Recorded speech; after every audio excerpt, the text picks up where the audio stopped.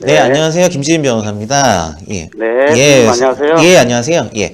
그 내용 이제 잘 들었고요. 먼저 뭐 네, 너무 큰 사고가 나서 사망사고라고 하셨는데, 네, 저도 좀 놀랬고, 물론 이제 이 금고랑 집행유예 보니까 사고가 크게 났다는 생각은 하고 있었는데, 이제 네, 사망사고라 하니까 너무 좀 마음이 우선 안타깝고요. 그리고 네, 네, 제가 그래서 궁금하신 부분을 조금 이제 우선 설명을 드리면, 결국 이제 그 금고 10월에 집행유예 2년이라고 하면은 이 택시기사가 결국 유죄 판결은 받았다는 거예요. 이 상대방이. 그런 의미거든요. 네, 예, 그러니까 이제 유죄 판결은 받았는데, 그럼 그 유죄 판결에 따른 어떤 형량을 정해야 되는데, 그게 이제 1심에서는 금고 10월에 이제 집행유예 2년이라는 거거든요.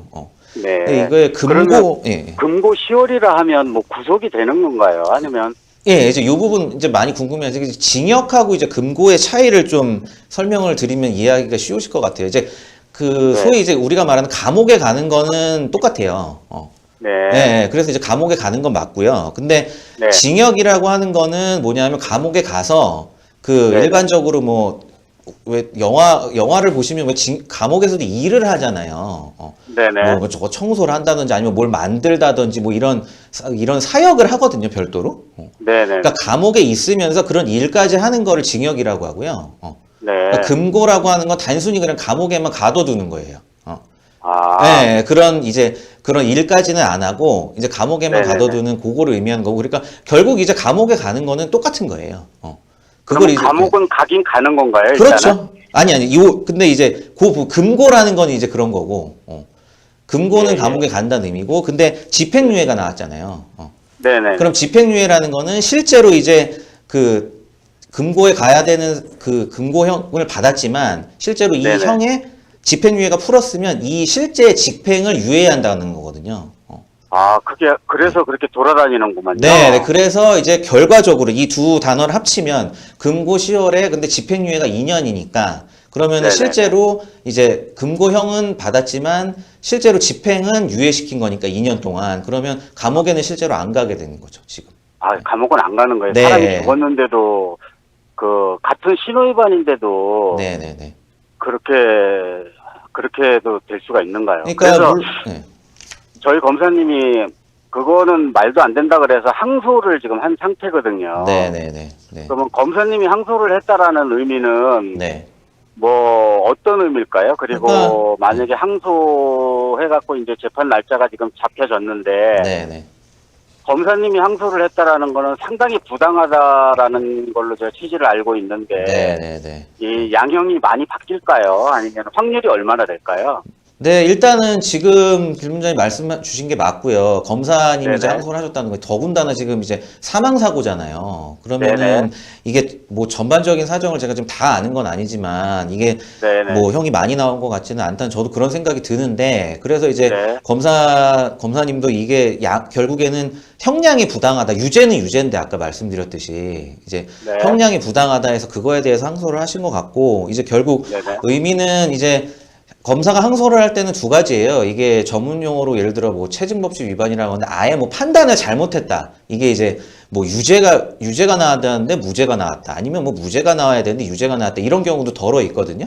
그런 지금 네. 이제 근데 이 우리 질문자님이 말씀 주신 경우는 그런 경우는 아니고 일단 유죄는 유죄예요. 유죄 판결을 받았고 뭐 모든 네. 증거도 잘 갖춰져 있으니까 유죄 판결이 나왔을 거예요. 그래서 거기에 네. 문제가 없고 두 번째 항소 사연은 이제 양형부당으로 항소를 많이 하거든요. 그런 경우는 네. 결국에는 지금 이제 형이 너무 적다는 건데 네. 이게 이제 이 경우 결과가 어떻게 될지 뭐 지금 딱 예단을 할 수는 없어요. 왜냐하면은 이제 검사는 어디까지나 이제 처벌을 해달라고 주장을 하는 쪽이거든요. 어떻게 보면 지금 우리 질문자님하고 같은 편인 거예요. 지금 네. 우리 네. 질문자님 네. 피해자시잖아요.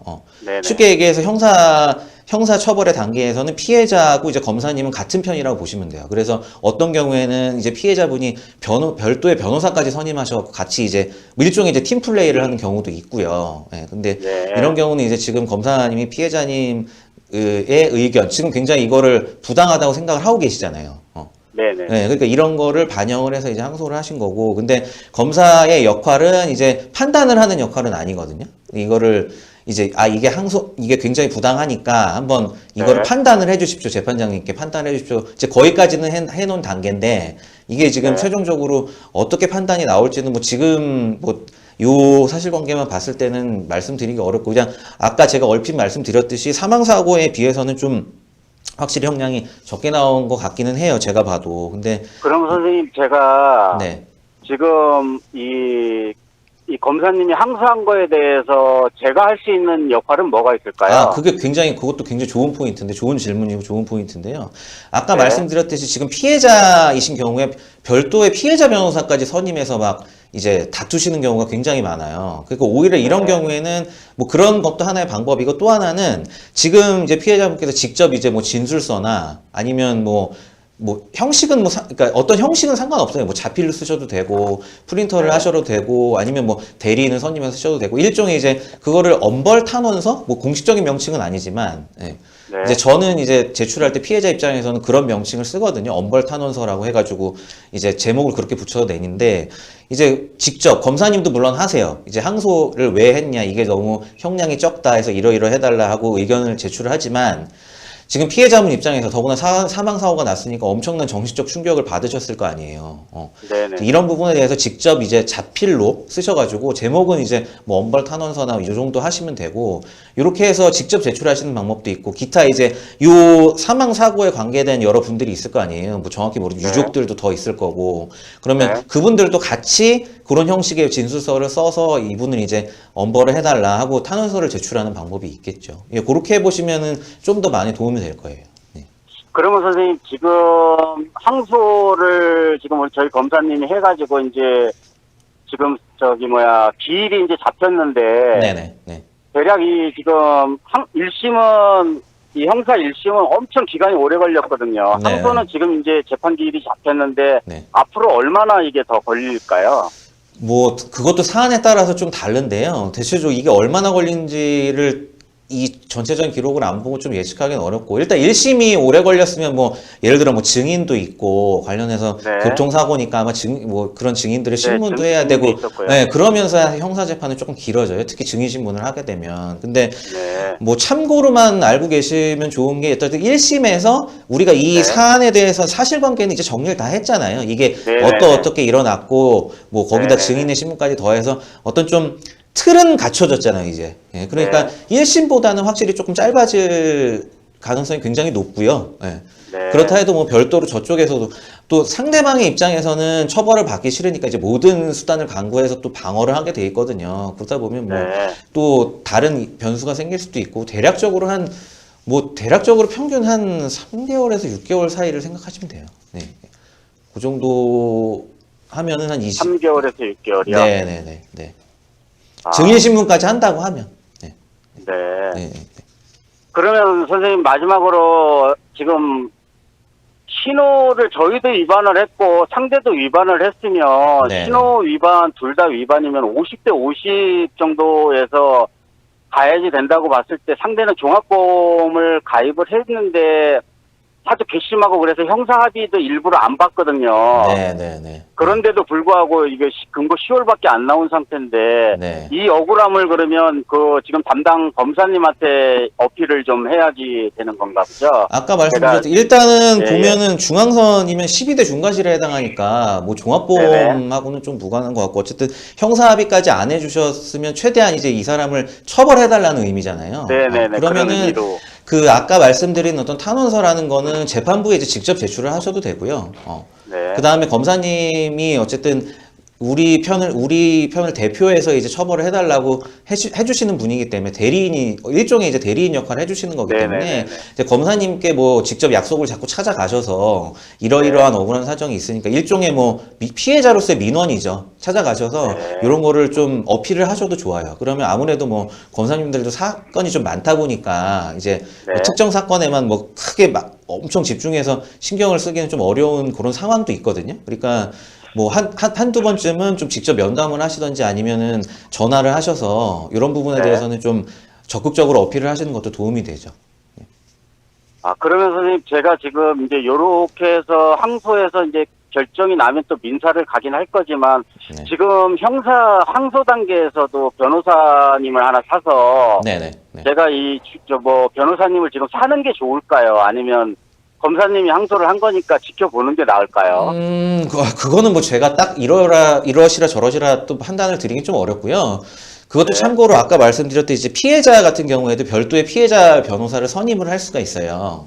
네, 둘이나 그건- 선임을 했더라고요. 네, 그건 아니 이제 저쪽은 이제 그 처벌을 받아야 되는 입장이니까 변호인을 이제 선임을 하는 거고 네. 저희는 이제 우리는 이 사람을 이제 엄벌에 처해달라고 계속 주장하는 입장이잖아요. 네. 네네. 그럴 경우 이제 좀 더 법을 잘 아는 이제 변호사를 대리인으로 선임을 해서 그런 엄벌 탄원서도 변호사가 직접 쓰게 하고 할 수 있는 방법도 있기는 있는데 이제 좀 네. 아무래도 법을 좀 그래도 법 전문가니까 좀 더 네.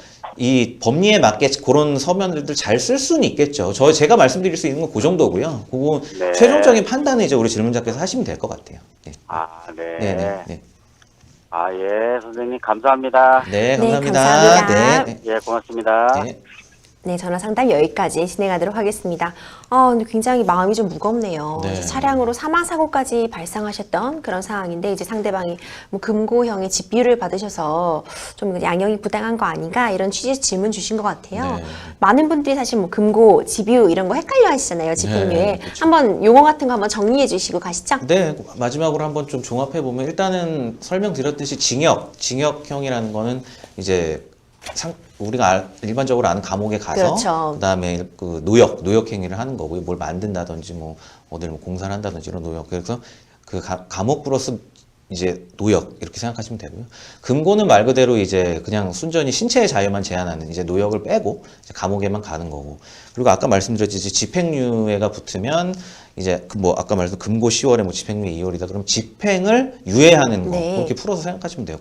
그만큼 형이 나왔지만 실제로 감옥에 가는 거는 유예한다. 그래서 실제 보기에는 이제 감옥에 안 가게 되는. 그렇죠. 예, 그렇게 세 가지를 이해해 주시면 될 것 같아요. 네, 이렇게 딱 이런 용어 알고 나시면은 뉴스 보셔도 왜 뭐 징역을 몇 년 받았다, 뭐 아니면 징역 몇 월에 집행유예를 받았다 이런 내용 할 때 좀 더 재밌게 보실 수 그렇죠. 있을 것 이해하기가 같아요. 네, 쉬워지시죠. 네, 아무래도 이번 사연은 이제 검찰 측에서도 사실 이슈를 제기했다고 하니까 좀 어떻게 진행될지 좀 판단을 좀 받아보시고 좀 아무쪼록 좀 돌아가신 분의 명복은 또 기리면서 좀 잘 해결하셨으면 하는 그런 바람입니다. 네.